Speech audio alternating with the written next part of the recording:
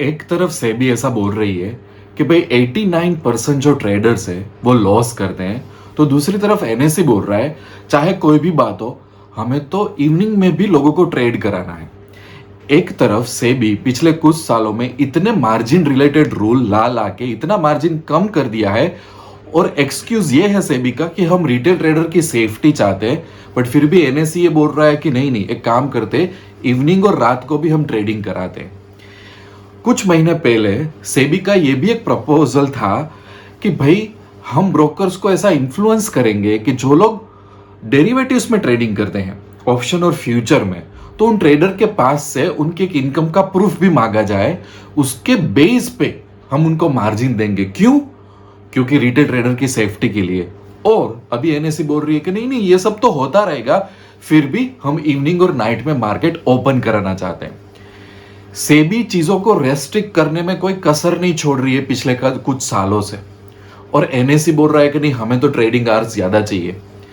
ये पूरी गेम में मैं देख रहा हूं यूट्यूब पे, ट्विटर पे आर्ग्यूमेंट ये चल रही है कि क्या रिटेल ट्रेडर्स के लिए ये कितना बेनिफिशियल होगा। दूसरा, काफी सारी आर्ग्यूमेंट ये चल रही है कि भाई ये हेल्थ इश्यूज की वजह से यहाँ पे बहुत बड़ा इंपैक्ट आएगा।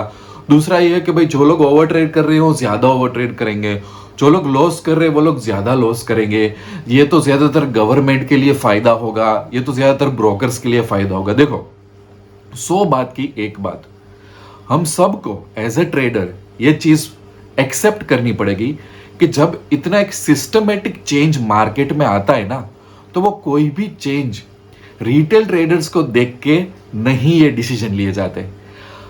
हम कितना भी ट्रेडिंग कर ले, हमारा जो कंट्रीब्यूशन है पूरे मार्केट के लिए वो हमेशा बहुत कम रहता है।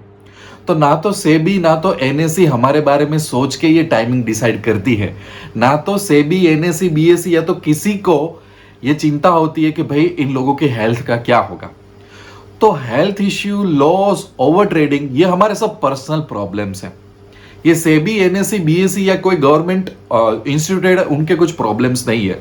तो वो सब बातों में मैं नहीं जाना चाहता, क्योंकि वो हमें लुकआउट करना है। कल जाके स्टॉक एक्सचेंज आने वाले 5 सालों में 24 घंटा भी ओपन करने का डिसीजन ले, तो इट्स अप टू अस कि हमें ओवर ट्रेडिंग कितना करना है, हमें कितना लॉस मैनेज करना है, हमारे हेल्थ इश्यूज का क्या होगा, हमारी स्ट्रेटेजीज का क्या होगा, इट्स अप टू अस। अब बात कर लेते कि ये जो प्रपोजल है इस बार थोड़ा सीरियस लग रहा है। इससे पहले भी ऐसे काफी सारे प्रपोजल आ चुके थे। अभी का प्रपोजल एनएससी की तरफ से ये है कि फर्स्ट फेज में इवनिंग को 6 से 9 में हम डेरिवेटिव्स चालू रखेंगे, और उसको एक्सटेंड 11-11:30 करने का भी एक सोचा है कि नेक्स्ट फेज में ऐसा करेंगे। देखो, स्टॉक एक्सचेंजेस को लोकली भी कंपटीशन है और ग्लोबली भी बहुत बड़ी कंपटीशन है। इंडिया जिस डायरेक्शन में जा रहा है, अभी हमारा मार्केट है कंपेयर टू काफी सारे यूरोपियन मार्केट्स, बहुत कम आवर्स ओपन होता है।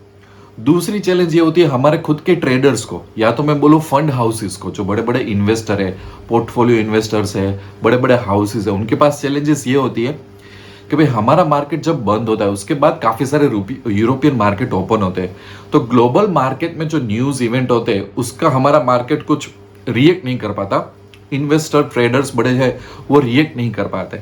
इसके लिए आपने सोचा होगा, देखा होगा कि नेक्स्ट डे जब मार्केट ओपन होता है तो कई बार हमारे मार्केट में गैप अप गैप डाउन्स बहुत होते हैं, क्योंकि पूरे दिन पूरी रात जो इवेंट्स चले उसका रिएक्शन मिला नहीं था, तो वो सीधा मॉर्निंग को मार्केट जब ओपन होता है तब दिखाई देता है, राइट।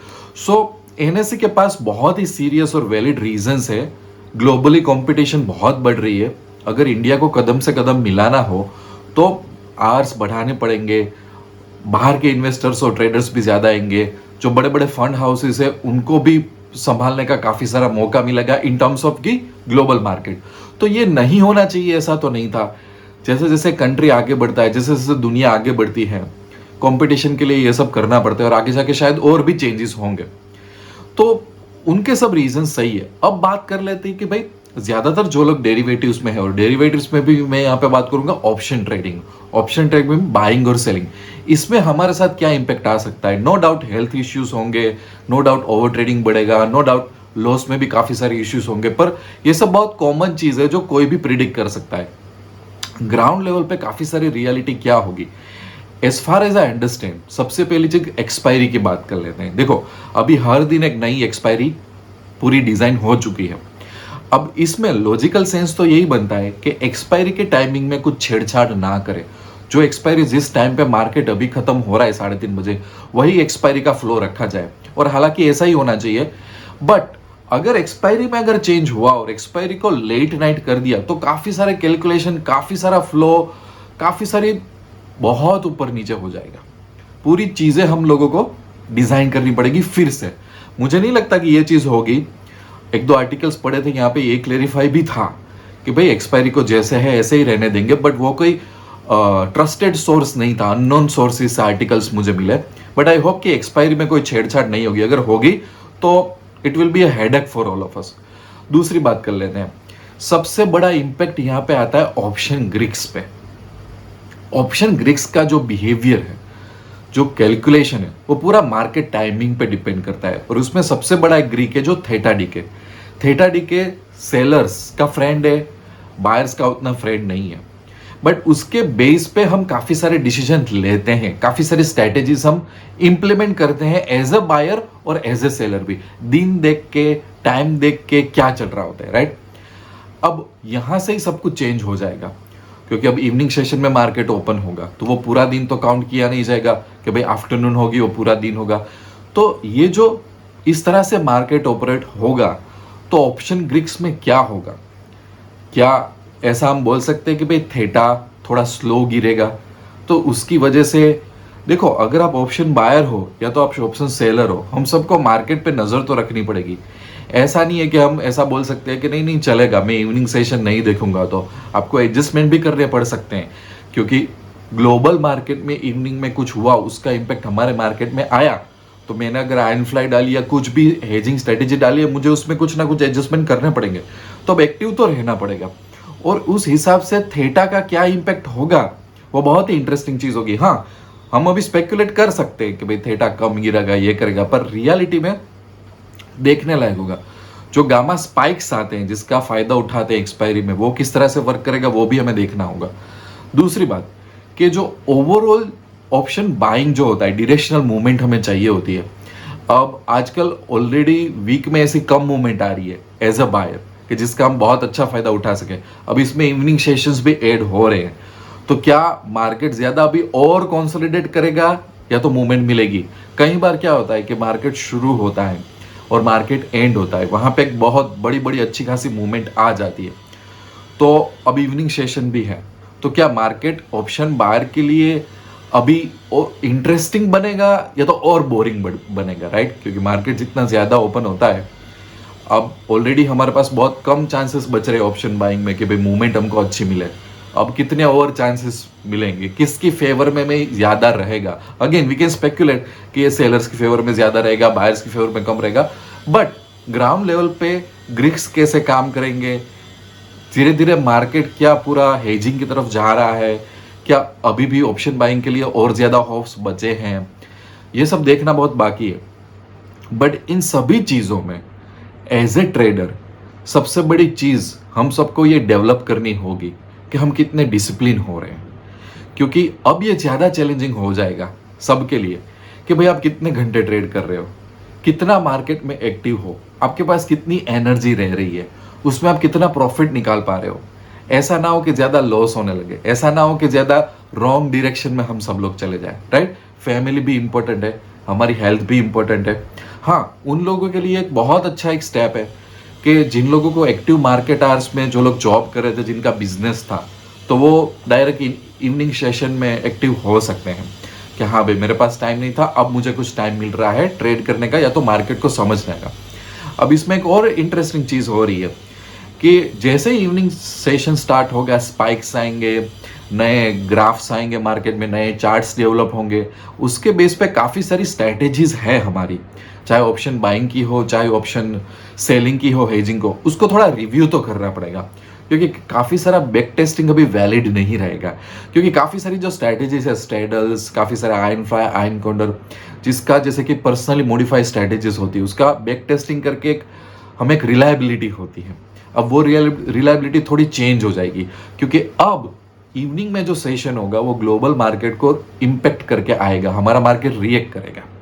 तो ओवरऑल जहां से ये चीज लागू होगी उसके 3 मंथ, 3 या 6 मंथ अगर जाने दे, तब जाके काफी सारी क्लैरिटी मिलेगी।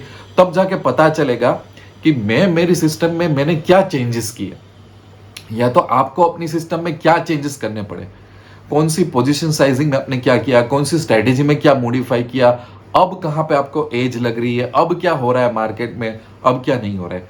बट जब भी कुछ नई चीजें होती है, कहीं ना कहीं ऐसा भी हो सकता है कि 2-4 अच्छी चीजें भी सामने आए, 2-4 अच्छी ट्रेडिंग के अपॉर्चुनिटीज या तो ऐसे स्कोप भी नए सामने आ जाए कि जो पहले हमारे पास नहीं थे। तो मैं हमेशा ट्राई करता हूं कि थोड़ा मैं ऑप्टिमिस्ट भी रहूं।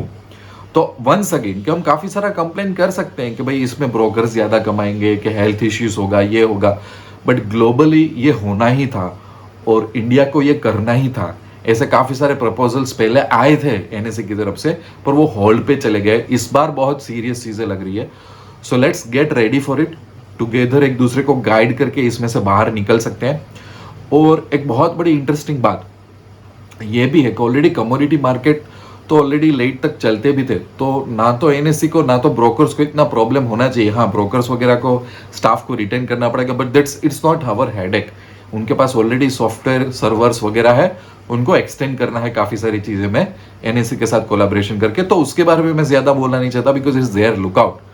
हमें, मुझे लगता है कि पहले क्या होता था कि अगर आप थोड़ा बहुत डिसिप्लिन में चूक भी जाते थे ना, दैट इज ओके। अब आपको डिसिप्लिन रहना पड़ेगा। अब आपको लिटरली डिसाइड करना पड़ेगा कि आप कितने ट्रेड्स लेना चाहते हो, कितना कैपिटल यूज करोगे, आपकी पोजीशन साइजिंग क्या है, आपका रिस्क मैनेजमेंट क्या है, आप कितने घंटे एक्टिव रहना चाहते हो, ये सब आपको डिसाइड करना पड़ेगा। क्योंकि अभी क्या हो गया पता है कि अभी ये नेटफ्लिक्स और अमेजोन की तरह हो गया, ओटीटी प्लेटफॉर्म की तरह। क्योंकि अवेलेबल है तो रात को 2 बजे भी देख रहे हैं, सुबह 6 बजे भी देख रहे हैं, एयरपोर्ट पे भी देख रहे हैं, कहीं पे भी देख रहे हैं। उससे नींद खराब हो रही है, इश्यूज हो रहे हैं, लाइफ में इंपॉर्टेंट चीजों से डिस्ट्रैक्ट भी हो रहे हैं। सेम चीज हो रही है कि अभी मार्केट्स में आवर्स बढ़ रहे हैं। अब उसकी वजह से दूसरी चीजें इंपैक्ट कितनी होती है वो भी देखना है। ओवरऑल डिसिप्लिन है वो बहुत ही बड़ा फैक्टर काम करेगा। बट एक कंट्रोवर्शियल चीज भी है, सेबी ने बहुत चैलेंजिंग टाइम दिया है रिटेल ट्रेडर्स को काफ़ी सारे साल में, इन टर्म्स ऑफ कि काफ़ी सारे रेस्ट्रिक्शंस लाए हैं मार्जिन में, काफ़ी सारे डेटा रिपोर्ट्स किए हैं रिटेल ट्रेडर्स को सेफ्टी के लिए। बट उसके सामने अगर ट्रेडिंग आवर्स आप बढ़ा रहे हो तो मतलब बहुत कन्फ्लिक्टिंग गेम है अगर एक साइड से मैं देखा जाऊँ तो। But it's a part of the life and it's part of the business. So let's wait and watch कि क्या होता है, और बहुत इंटरेस्टिंग रहेगा, काफ़ी सारे लेसन सीखने को मिलेंगे। मिलते रहेंगे अच्छे अच्छे वीडियो में, तब तक के लिए wish you lots of love and happiness. Thank you very much.